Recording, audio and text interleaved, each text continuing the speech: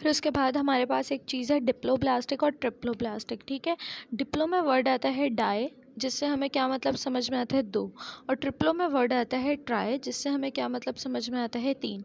ठीक है, तो डिप्लो में 2 होंगे और ट्रिप्लो में 3 होंगी, लेकिन क्या चीज़ें, लेयर्स। ठीक है, ऐसे एनिमल्स जिसमें 2 लेयर्स हों वो क्या कहलाएंगी, डिप्लोब्लास्टिक, और ऐसे एनिमल्स जिनमें 3 लेयर्स हों वो क्या कहलाएंगे, ट्रिप्लोब्लास्टिक। अच्छा जी, किस चीज़ के लेयर्स, स्किन के लेयर्स। ठीक है, क्यों स्किन के लेयर्स, क्योंकि देखो इन लेयर्स के नेम के आखिर में आपको मिला है वर्ड डर्म, और डर्म का मतलब होता है स्किन। है डिप्लोब्लास्टिक में 2 लेयर्स होती हैं, एक होती है एक्टोडर्म बाहर वाली, एक्टो मतलब बाहर वाली, एक होती है एंटोडर्म अंदर वाली। इन दोनों लेयर्स के दरमियान जेली लाइक सब्सटेंस होता है। ठीक है, फिर उसके बाद यहाँ पर आ जाओ, और वो jelly like substance non cellular होता है, ये भी आपको पता होना चाहिए। ठीक है, क्योंकि अगर वो सेल्यूलर होता तो वो फिर एक लेयर बना लेता टिश्यू की। ठीक है, तो वो फिर डबल लेयर नहीं रहती।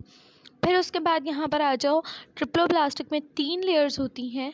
3 लेयर्स कौन कौन सी, एक एक्टोडर्म बाहर वाली, एंडोडर्म, और उनके दरमियान मीजोडर्म मिडिल लेयर। ठीक है, ये लेयर्स सिर्फ तभी विजिबल होती हैं जब एम्ब्रायोनिक डेवलपमेंट हो रही होती है, मतलब जब जाइगोट डेवलपमेंट हो रही होती है।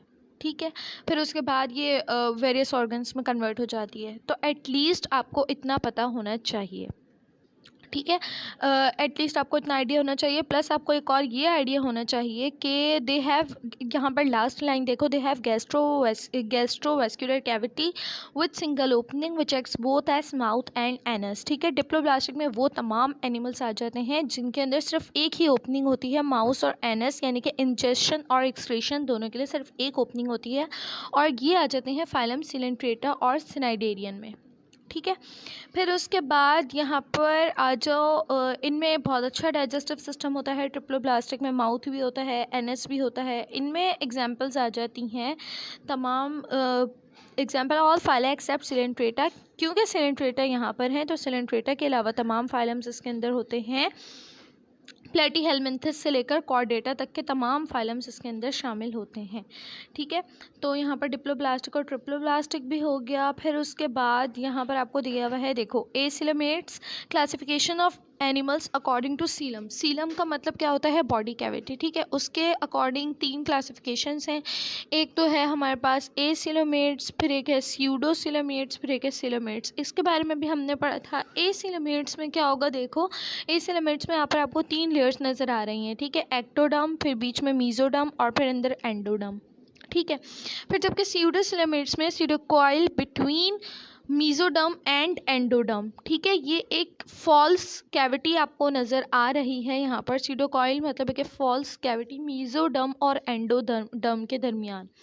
ठीक है, आपको एक कैविटी यहाँ पर नज़र आ रही है।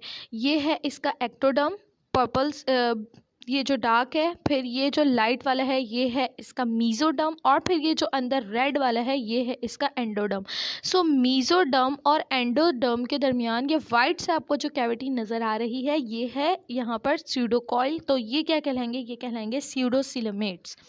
फिर उसके बाद आप आ जाओ सिलोमेट्स। अच्छा, ए सिलोमेट्स में देखो आपको कोई कैविटी नज़र नहीं आ रही है। फिर उसके बाद आ जाओ आप सिलोमेट्स में।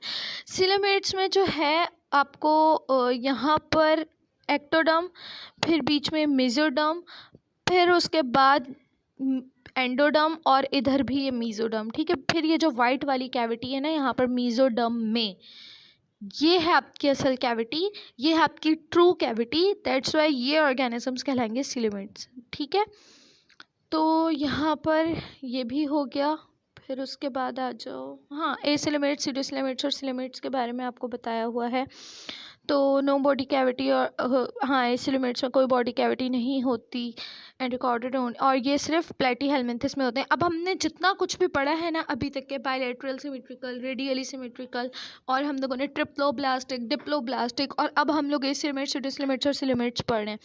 तो इन सारी प्रॉपर्टीज़ की साथ साथ आपको ये भी याद होना चाहिए कि एसिलोमेट्स कौन से फाइलम्स में, सिलोमेट्स कौन से फाइलम्स में, स्यूडोसिलोमेट्स कौन से फाइलम्स में है, डिप्लोब्लास्टिक कौन से फाइलम में है, ट्रिप्लोब्लास्टिक कौन से फाइलम में है, या रेडियली सिमेट्रिकल में कौन से फाइलम्स के ऑर्गेनिजम्स आते हैं, और बायलेटरल सिमेट्रिकल में कौन से फाइलम्स आते हैं, सारी चीज़ें आपको विद फाइलम्स याद होनी चाहिए, क्योंकि इस चैप्टर में आपको यही चीज़ याद करनी है, ठीक है।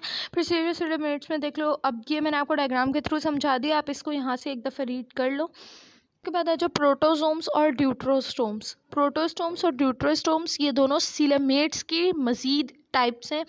प्रोटोस्टोम्स में जो एक सेकेंड, पहले तो आप ये याद करो कि प्रोटोस्टोम्स किस किस में आ जाते हैं, नीमाटोडा, एनिलीड्स, मोलस्कस एंड आर्थ्रोपोड्स, ठीक है। सबसे पहले तो आपको ये पता होना चाहिए, और ड्यूट्रोस्टोम्स में आपको ये वाली बात पता होना चाहिए, ठीक है।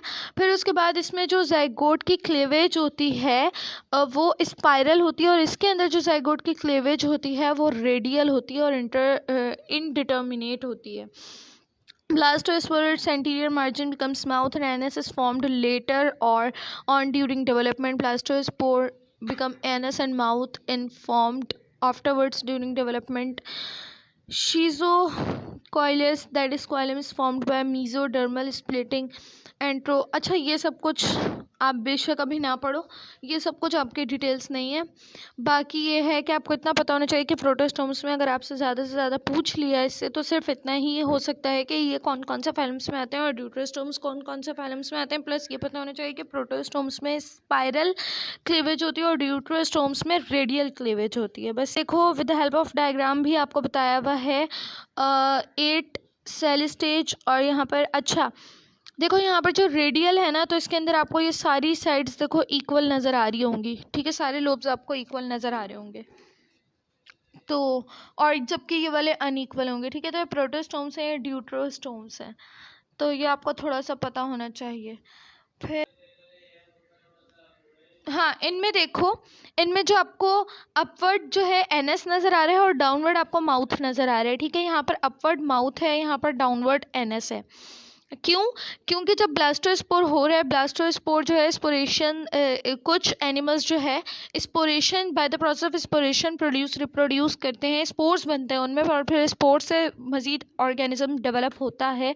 तो ब्लास्टोस्पोर के दौरान इनके माउथ डेवलपमेंट होती है। ब्लास्टोस्पोर इज द स्टेज ऑफ स्पोरेशन, और यहाँ पर क्या होता है, यहाँ पर ब्लास्टोस्पोर के प्रोसेस से एनएस डेवलपमेंट होती है।